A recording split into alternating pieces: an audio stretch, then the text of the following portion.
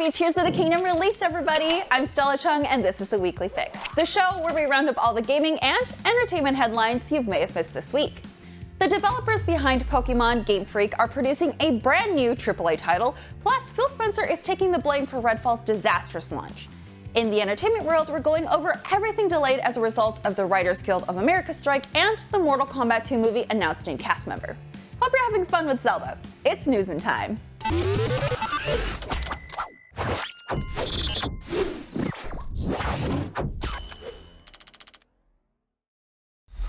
Game Freak, the Japanese developer best known for Pokémon, has a new game on the way that isn't Pokémon. Publisher Private Division made the announcement today, describing it as a brand new, ambitious samurai action-adventure game.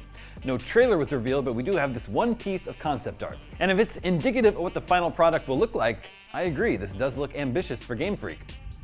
It's currently called Project Bloom. In the art, we see a lone samurai, or possibly Ronin, standing in a lush forest before a giant tree with lots of pretty particle effects floating around. Looks much more Ghost of Tsushima than Pokemon. Kota Furushima, director at Game Freak, describes Project Bloom as bold and tonally different from our prior work. Most recently, Game Freak released Pokemon Scarlet and Violet and Pokemon Legends Arceus. Scarlet and Violet infamously launched with terrible performance issues and graphical glitches. We gave it a 6 out of 10. Outside of Pokemon, Game Freak has made mostly smaller games like the RPG Little Town Hero, the puzzle platformer Giga Wrecker, and the solitaire horse racing game Pocket Card Jockey. So, not to be a Damey Downer over here, but Game Freak doesn't have much experience in making big 3D adventure games, and its most recent titles were extremely buggy and broken at launch. I'm not sure how excited we should be for Project Bloom at this point. I think I'll wait until I see some gameplay and we get some hands-on time with it, which might be a while. It's apparently in early development and not expected until 2025 or even 2026. The head of Private Division, Michael Warraz, said, "We're ready to help Game Freak unleash their potential, and we're honored to be the first Western publisher to work alongside this exceptionally talented and proven team to bring a bold new IP to market." We're on the verge of summer of gaming and announcement season, so perhaps we'll learn more about Project Bloom soon.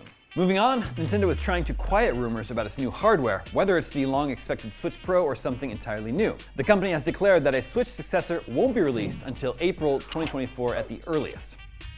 As reported by Bloomberg, Nintendo president Shuntaro Furukawa explained this all during an investor's presentation.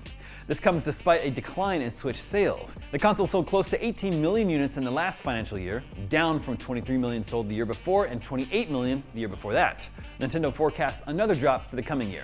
Furukawa said, "Sustaining the Switch's sales momentum will be difficult in its 7th year. Our goal of selling 15 million units this fiscal year is a bit of a stretch, but we will do our best to bolster demand going into the holiday season so that we can achieve the goal." Rumors of a new console have been circulating for years. They were kicked into high gear recently with the announcements that Nintendo will be returning to the big Gamescom show in Germany this year, and it will host its own in-person event called Nintendo Live this September in Seattle. It's easy to imagine Nintendo is returning to in-person events in a big way because it has new hardware it wants to get into people's hands.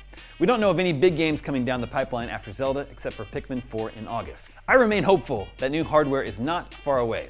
Even if it isn't launching until next year, Nintendo could announce it later this summer and provide the first hands-on experiences to start building excitement. Phil Spencer, the head of Xbox, has addressed the significant negative response to Redfall, the co-op vampire-slaying FPS that recently launched to a large number of negative reviews and player disappointment. Talking to the Kinda Funny Xcast, Spencer said that he is upset with himself and that he's, quote, "going to take full responsibility for launching a game that needs to be great." While he acknowledged the disappointment that comes from a $70 game arriving in the condition Redfall has, he also offers support for the game's developers at Arcane Austin, noting that he will not, quote, "push against the creative aspirations of our teams." When asked for his initial response to the launch of Redfall, which dropped as an Xbox console exclusive this week, Spencer said, "There's nothing that's more difficult for me than disappointing the Xbox community, and just kind of watch the community lose confidence and be disappointed. I'm disappointed, I'm upset with myself. I kind of revisit our process. I think back to the announcement of 60 frames per second, then we weren't shipping 60 frames per second. That was our punch on the chin, rightfully, a couple of weeks ago." Now, Spencer did maintain a somewhat defensive attitude for his team at Xbox Game Studios. He explained, "One thing I'll fight is the idea of what went wrong. There's clearly quality and execution things we can do, but one thing I won't do is push against the creative aspirations of our teams. I'm a huge supporter of Arcane Austin. Their track record is awesome. I love a lot of the great games they've built. This is one where the team didn't hit their own internal goals when it launched. I think it's maybe a little simplistic to just say, hey, if you would have just delayed it 3 months, the core creative of the game would have delivered on something that was different to what it was. As for Redfall's future, Spencer said that Xbox, Bethesda, and Arcane Austin intend to continue working on improving the game, starting with the promised 60 frames per second patch. He said, we have a good timeline for that, and we're committed to getting that done. And we're going to continue to work the game. We've shown a commitment to games like Sea of Thieves and Grounded to continue and go and build games. We let a lot of people down this week with the launch of the game, but we will continue to strive on. You have to. That's what creativity is about. IGN's final Redfall review is up now, and we gave it a 4 out of 10. It's definitely the most disastrous first-party game launch in recent memory. Xbox gamers have been waiting years for big exclusive games, and I have to imagine their patience is exhausted. And their confidence that Xbox can deliver big, polished AAA games like their competitors can might justifiably be in doubt. And then there's Starfield. Now that Redfall is a certified dud, Starfield couldn't be more important for Xbox. Everything is riding on it. Starfield has to be an amazing 9 out of 10 or even 10 out of 10 game at launch, nothing less. Phil Spencer has offered some kind of reassurance to fans that Starfield will hopefully launch in a better state than Redfall, claiming that the publisher did a better job in terms of assisting development. Again, on the Kinda Funny Xcast, Spencer explained how the acquisition of a studio that is midway through development of a game, as it did with both Bethesda Game Studios and Arcane Austin, working on Starfield and Redfall respectively, can be a challenge and that Xbox needs to improve its process. He said, when we acquire studios, there are games that are in development, and then there's things that are either really early in development or not even conceived yet. I think we need to improve in engaging with games that are midway through production when they become part of Xbox. We didn't do a good job early on in engaging Arcane Austin to really help them understand what it meant to be part of Xbox and part of first party, and use some of our internal resources to help them move along that journey even faster. We left them to work on the game. Nonetheless, Spencer says we should have been there for Arcane studio director Harvey Smith and the team earlier. I think that's on us. And then through the process, it's an Unreal game. We have a bunch of studios that have done some really great work on Unreal over the years, and I think we were too late to help in that when they had certain issues. Now, regardless of how involved Xbox has been in the development of Starfield, you best believe they are stepping in right now. It's supposed to be out September 6th, just 4 months away, and it has to be a perfect landing. If it's yet another disaster like Redfall, I think we have to start calling Xbox's future into question. Zelda Tears of the Kingdom is out this week, and Nintendo took the time to address how dungeons are being handled in the new game. If there was one major criticism of Breath of the Wild, it's how the game ditched the traditional dungeon style of previous Zelda games. You know, themed dungeons like a fire dungeon or a water dungeon. Via a developer interview on Nintendo's website, the Tears team seemed to confirm a return to those traditional dungeon layouts. Technical director Takuhiro Doda said, quote, "We've made dungeons unique to their respective environments, so we think you'll be able to enjoy the wide variety of regional characteristics." Art director Satoru Takizawa made it clear they're taking inspiration from previous dungeons, saying, quote, "The dungeons are huge and each carry their own regional look and feel just like traditional The Legend of Zelda games. We think they will provide a satisfying challenge for players." They were certainly a challenge to develop for. This is certainly good news for longtime Zelda fans who may have been thrown off by Breath of the Wild's approach. In that game, the open world was filled with small mini-dungeons in the form of shrines, each one containing a bite-sized challenge, usually in the form of a puzzle or maybe combat with enemies. The game's 4 divine beasts are a little more like traditional Zelda dungeons, but there was criticism directed at those two for being too samey. There's not a lot that differentiates, say, divine beast Vah Ruda from Vah Rudania. At least not in the way that the Forest Temple dungeon from Ocarina played and looked different from the Water Temple. Anyway, we're hard at work on our official review for Tears of the Kingdom, so if you want to know how we felt about this return to form for Zelda, you can check that out very soon. I know it feels like just yesterday that we updated you on the new May PlayStation Games catalog, but now we have the higher tiered Plus titles you can get this month. The PlayStation blog announced that a total of 23 games will be released for the subscription on May 16th for PlayStation Plus Extra and Premium members. The Classics game catalog is getting Siphon Filter, Logan's Shadow, Blade Dancer, Lineage of Light, Pursuit Force, and Ghostbusters the video game remastered. The PlayStation Plus games catalog is getting titles like Ratchet & Clank, Rift Apart, Watch Dogs Legion, Dishonored 2, the Tomb Raider trilogy, and more. I'll have my producer pop up the full list here. Sorry for the extra work, but also these are all free games if you're subbed to PS Plus Extra and Premium, so come on, it's free games. Kind of. Anyways, we gave Ratchet & Clank Rift Apart a 9 out of 10, saying it was a fantastic showpiece for the PS5's power and is classic gaming fun full of wild and wonderful characters, levels, and weapons. What games are you excited to play from these 23? Let us know. The Olympics came out with their Olympic eSports series for this year on March 1st and listed a lot of weird things. I can't even say games because some of these titles are questionable. Just as a quick recap, there are 9 sports in the eSports series. Archery through tic-tac-bow, baseball via WBSC, e-baseball, Power Pros, chess just on chess.com, cycling on Zwift, the indoor cycling app, dance through Just Dance, motorsport in Gran Turismo, sailing through Virtual Regatta, taekwondo, virtual taekwondo, and tennis through Tennis Clash. When this list was announced, the Olympics faced major backlash. You're calling this the esports series, but not a single actual esports is featured. I mean, the chess tournament is basically just being played on chess.com, and that's not even virtual chess. So why not auto chess? The Olympics didn't come out with any statements after that initial announcement, but now there's a new development with Fortnite being added to the roster. But no, wait. Don't get too excited that the Olympics might actually be adding any esports to the list, because they're not. Fortnite is being added to the Olympic Esports Series 2023 as a sport shooting competition. No, I am not you. The official International Olympic Committee, the IOC, came together with the Singapore National Olympic Council to create a special creative island in Fortnite to host the sport shooting tournament where they test the players' aiming accuracy. This competition will be an international event, and the IOC is inviting 12 players from the Fortnite Champion Series to compete. They will not be playing a round of actual Fortnite. This will all be live in person and will happen next month, June 22nd to the 25th. Okay, hold on. I'm throwing off my reporter hat for a second because we really need to talk about this. The IOC is using Fortnite, a third-person shooter, to host the virtual sports shooting competition. That is actually the dumbest thing I've read this year. They're choosing to do this in Fortnite, where the gun bloom is random each time you fire. For my non-FPS players, gun bloom is the bullet spread that guns can have. It's a lot like recoil, but causes your bullets to not go directly where your crosshair is lined up due to the spread. Yes, I know every time you fire, the first shot in Fortnite is target accurate, but shooting is not what Fortnite is known for. And again, it is third person, not first person. If this was going to be a sports shooting competition, why wouldn't we pick something like CSGO? Those weapons actually have a set bloom pattern, and you can practice to offset it. But just in general, why are we using Fortnite for this? I get it's a globally recognized brand, but shooting mechanics are not what makes Fortnite so popular.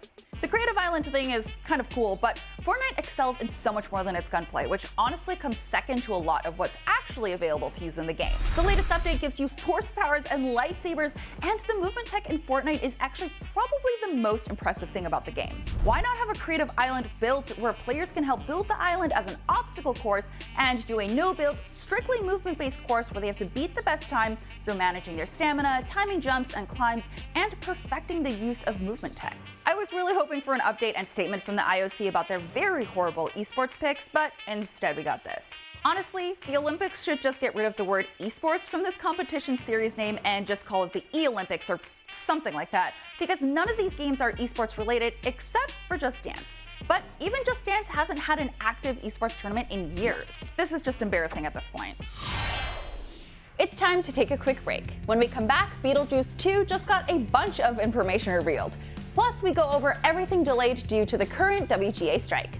See you in a bit. Welcome back. Johnny Cage has been cast in the upcoming Mortal Kombat 2 movie. But first, the Writers Guild of America is currently on strike, and we're going over everything delayed as a result. Let's find out some more. If you've been following the news, you probably know the Writers Guild of America went on strike last week to demand an increase in minimum wages and standardization of residual or royalty payments. As you might expect, 11,000 TV and movie writers going on strike has disrupted a number of productions. On the movie front, Marvel Studios' Blade was slated to start shooting in June, but will instead be delayed. This will be the second time this has happened, as the project lost its original director back in September, allegedly over script issues. It was just announced True Detective creator Nick Pizzolatto had signed on to handle writing duties, but it looks like that'll have to wait. The fifth and final season of Stranger Things was originally slated to begin shooting in June, but that's also been put on hold. Executive producers the Duffer Brothers showed their solidarity on Twitter, stating that writing does not stop the second filming begins. Cobra Kai, another Netflix fan favorite, is currently shooting season 6, but its writers are officially pencils down and no longer showing up to set, which may very well have an impact on the finished product. The writers for Showtime's Yellow Jackets were apparently one day into working on season 3 when the strike began, so that will likely delay production in a huge way. Meanwhile, season 3 of HBO's Hacks halted filming altogether. Late night shows like Jimmy Kimmel Live and The Tonight Show are also on hiatus, along with Saturday Night Live. A few shows aren't affected, and we told you on Friday that Star Wars and/or showrunner confirmed the final script was completed prior to the strike. So it looks like production will continue, albeit without writers on hand. Prime Video's The Lord of the Rings: The Rings of Power is set to wrap filming in the next few weeks, but it will be doing so without the involvement of 2 of its executive producers, who are bound by strike rules. The Apple TV series Severance also had its production halted. WGA members picketed outside York Studios in New York City alongside IATSE members, and Teamsters refused to cross the picket line. Comedian and everything ruiner Adam Conover fired off this absolute chef's kiss of a tweet. Hey Apple, no more episodes of your hit show about workers using collective action to fight back against an exploitative tech company until you give back your real-life workers a fair deal. Movies and shows not getting made is obviously not much fun for anyone, but the reasoning behind the strike is extremely sound. Conover appeared on CNN last week to offer a little context. Check it out. So I'd point out the fact that David Zaslav, the CEO of Warner Brothers Discovery, which is, the parent company of the network I'm talking to you on right now, was paid $250 million last year, $250 million.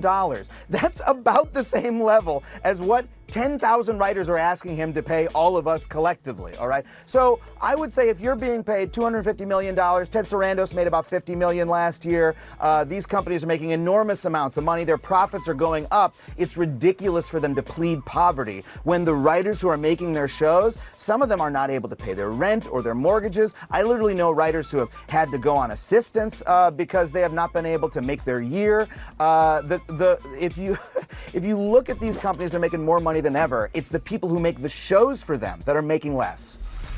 Speaking of things making obscene amounts of money, Guardians of the Galaxy Volume 3 opened this weekend, and it was the lowest start of summer Disney Marvel movie to date.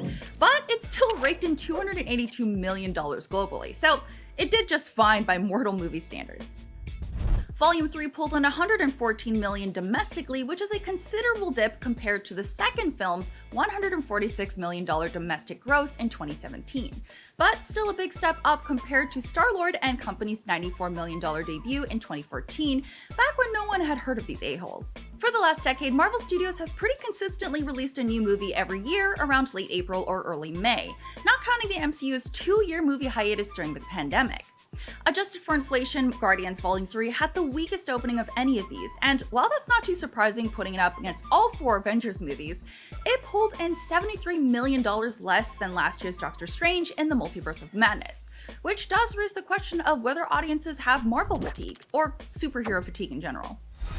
Beetlejuice 2, which will see Michael Keaton return as the famous poltergeist, is officially dancing into theaters next fall. Warner Brothers announced today that the sequel will arrive on September 6th, 2024. Interestingly, it shares that release date with Marvel's Blade reboot. However, it was revealed last week that production on that movie was paused due to the ongoing writer's strike, so it's possible Blade could retract out of that spot. It's unclear if Beetlejuice 2 has a finished script yet, but given Warner Brothers' confidence in announcing the release date during an active work stoppage, it's likely to be pretty far along in development. The studio's first official reveal of the sequel came last month at CinemaCon, where they showed off a brief sizzle reel of logos. 7 writers are currently credited on the sequel, for everything from various drafts of the screenplay to characters. Now, far be it from me to tell them how to do their job, but if this movie doesn't start with Beetlejuice still in that afterlife waiting room, they have no idea what they're doing. In addition to Michael Keaton, the sequel will also reportedly feature Wednesday and Scream star Jenna Ortega as the daughter of Lydia Dietz, who was played by Winona Ryder in the 1988 original. Deadline also reports that Justin Theroux is joining the cast in an undisclosed role. Ryder is apparently expected to reprise her role with Tim Burton returning to direct, according to Deadline. Production is expected to begin this month. Here's hoping they can get Danny Elfman back to do the score. Hey, I love the original Beetlejuice, I hope this turns out well, but Tim Burton has really lost his way as a director, in my opinion. After Dumbo and Alice in Wonderland and Charlie and the Chocolate Factory, not gonna get my hopes up too high just yet. Moving on, Tony Gilroy, creator and executive producer of Andor on Disney+, has stepped away from his producing duties on the show in the wake of the writer's strike. According to The Hollywood Reporter, Gilroy had received criticism from fellow Writers Guild members for continuing to perform non-writing duties like casting and music choices. The issue is apparently that Gilroy also writes the show as well as producing it. Some of his fellow writers expected him to strike and cease working on the show entirely. Last week, The Hollywood Reporter claimed that studios, including Disney, had demanded that showrunners continue contractually obligated non-writing duties in spite of the strike. As of now, production on Andor is not shutting down without Gilroy's involvement, so for the time being, we still expect Season 2 to arrive in August 2024. One iconic member of the original Mortal Kombat roster who was noticeably absent from the 2021 feature film reboot was, ironically, the big-time movie star himself, Johnny Cage. He was hinted at in some Easter eggs, so since the movie came out, fans have been debating who should play him, and now, based on recent reports, it sounds like Karl Urban will be donning the iconic $500 sunglasses for the upcoming sequel. It's not 100% yet, but it seems likely as The Wrap reported the Kiwi actor was in final negotiations for the role. Karl Urban has had a surge of popularity recently, thanks to his awesome performance as Billy Butcher in the Prime original series The Boys, but he's popped up in quite a few other major franchises. His breakthrough role was as Éomer in Lord of the Rings, he was Bones in the Star Trek reboot trilogy, Scourge in Thor Ragnarok, and he gave us the definitive live-action Judge Dredd scowl in Dredd. Urban is likely a little old to play Johnny Cage as he first appeared in Mortal Kombat, but he seems right in line with his appearance in the more recent games, where he's described as a B-list celebrity whose career peaked at age 28 and who keeps busy with direct-to-VHS martial arts movies and defending Earthrealm for the forces of evil. Johnny Cage has often been the comic relief in Mortal Kombat, but Kano picked up the slack for him in that department in the first film. Now, based on Urban's performance as Billy Butcher, he's definitely got the comic chops to deliver some foul-mouthed one-liners in between acts of ridiculously gruesome violence. How does he look with sunglasses? We'll have to wait and see. No word yet on when the next Mortal Kombat movie will drop, but it seems like it's at least a year off. In the meantime, Mortal Kombat 12 isn't officially announced, but WB Discovery CEO David Zaslav was nice enough to blurt out casually that it's coming out this year during an earnings call. Surprise, everybody, and sorry, marketing team. Speaking of adaptations of beloved 90s properties where colorful characters beat the crap out of each other, sometimes using ice blasts and fireballs, Pokémon fans have managed to recover a pair of seemingly lost episodes of the Pokémon Black and White anime series that were never aired on Japanese TV. Now, don't get too excited because it's not the full video recordings, it's just scripts for the episodes, but they've been translated and uploaded for you to peruse at your leisure. Episodes 24 and 25 were set to air on Japanese TV in March of 2011, but were understandably preempted from broadcast following the catastrophic Tohoku earthquake. They were originally postponed, but wound up never actually getting aired at all, likely due to the plot involving scenes of destruction that might have hit a little bit too close to home in the wake of a major disaster. A collector purchased copies of the scripts way back in 2013 and was initially demanding $4,000 to release them publicly. The Pokemon fan community raised the money, but the owner decided to give them up pro bono, which is nice. Anyway, if your theater troupe is looking for a timely piece to perform for senior citizens, the scripts for Team Rocket vs. Team Plasma Parts 1 and 2 are there for the taking. Good luck with that. Yesterday was May the 4th, and since that sounds like somebody with a lisp saying May the Force, that means it's Star Wars Day. So of course we got some news from a galaxy far, far away. For starters, the upcoming series Skeleton Crew still has no official release date or trailer, but we did get a split-second glimpse of Jude Law's mysterious Jedi character in a newly released Disney Plus sizzle, and some details on what to expect from the show. Speaking to Empire, Skeleton Crew co-creator Christopher Ford explained the influence of Amblin films, meaning movies produced in the 80s by Steven Spielberg, Frank Marshall, and current Lucasfilm president Kathleen Kennedy, such as Goonies, Gremlins, E.T., that kind of thing. The way Kathy explained Amblin to us was that they never thought of those as kids' movies, they just happened to have kids, Ford told Empire. All the stakes are as real as possible, the kids think they're in Andor. This sounds promising enough, and given Ford and Skeleton Crew's other co-creator John Watts were behind the recent trilogy of MCU Spider-Man films, as well as the critically acclaimed 2015 thriller Cop Car, they're no strangers to putting young characters in perilous situations for our entertainment. Child endangerment really was the driving force of so many great 80s films. Anyway, speaking of Andor, here are two pieces of news. The second and final season of the show will likely not be affected too badly by the ongoing writer's strike, as showrunner Tony Gilroy confirmed during a Q&A that the final script was finished days before the strike began. Obviously that's not why he finished it, but it's nice to know anyway. In other news, Gilroy also spoke to Empire, the outlet, not the fictional fascist space regime, and he confirmed that Andor would conclude 3 days before the events of Rogue One, a Star Wars story. We already knew the second season would be taking place over the course of 4 years, but there'd been some speculation about how closely it would connect to the movie where the main character was first introduced. So the post-credit scene for Andor is probably going to be Mon Mothma turning around in her chair and telling Cassian, "You've become part of a bigger universe. I'm here to talk to you about the Rogue One initiative." Okay, that's probably not going to happen, but TV shows have gotten real stupid because of writer's strikes. Remember Heroes? Pay writers more, please. Meanwhile, on the movie front, there are currently 4 publicly announced Star Wars films in development, and we have no idea when, or more importantly if, these movies are actually going to come out, but according to Lucasfilm head Kathy Kennedy, they're not in a rush. Also speaking to Empire, who really did their homework this week, Kennedy explained that the plan moving forward is to, quote, make these movies when they're ready to be made and release them when they're ready to be released. This might seem like a no-brainer, but considering the MCU-like clip that Star Wars movies were coming out post-Force Awakens, this is good to hear. I've often brought up Bond, Kennedy continued. That's every 3 or 4 years, and there wasn't this pressure to feel like you have to have a movie every year. I feel that was very important to Star Wars. We have to eventize this. So basically back to the way Star Wars was made before Disney? Maybe split the difference between a new trilogy every 20 years and a new movie every other year. This is good news though, but the amount of Star Wars projects that haven't materialized kind of make it sort of a boy who cried Wookiee scenario, so wake me up when there's a new trailer. And even then, there's no guaranteeing that that footage is going to make its way into the movie. Looking at you, Rogue One. I'm Stella Chung, and that was your Weekly Fix. We'll be back here next Saturday with more of the biggest gaming and entertainment news of the week. See you then.